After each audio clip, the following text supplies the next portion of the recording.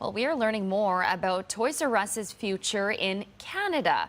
Tyler Orton with Business in Vancouver is joining us now with more on this. Tyler, what do we got on the go here?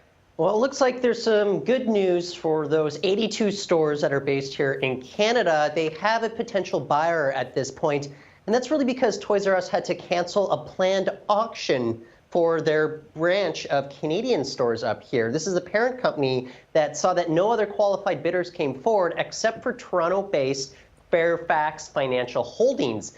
They're willing to put up $300 million for the Canadian division of this giant toy retailer. First, all the parties involved will be going to bankruptcy court next week down in the United States to get this approved. A lot of questions were swirling about whether another retailer would take this over. Even maybe Canadian Tire would have taken over some of the vacant real estate. But the thing that's worth noting here, though, is the Canadian division has actually done quite well relative to the other global divisions. So this is a bit of a steal for Fairfax.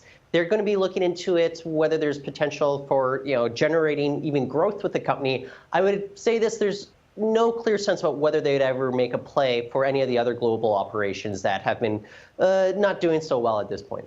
All right, and a new report is shedding some doubt on just how much revenue we'll get from recreational marijuana in Canada. What more does this report say?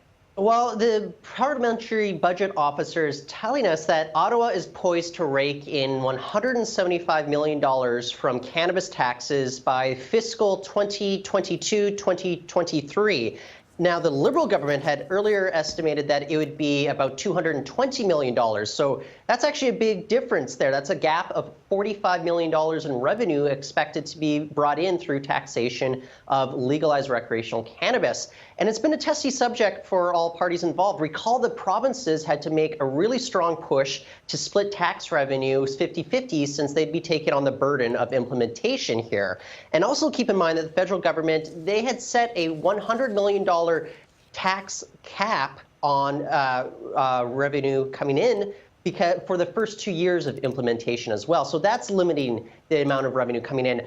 What I'm getting at here is maybe this is not going to be the cash cow that everybody expected, at least not within the first 4 or 5 years of having recreational cannabis here in Canada. All right, well, we still have to wait for legalization at this point. Tyler, thanks so much for joining us today. Thank you, Sonia.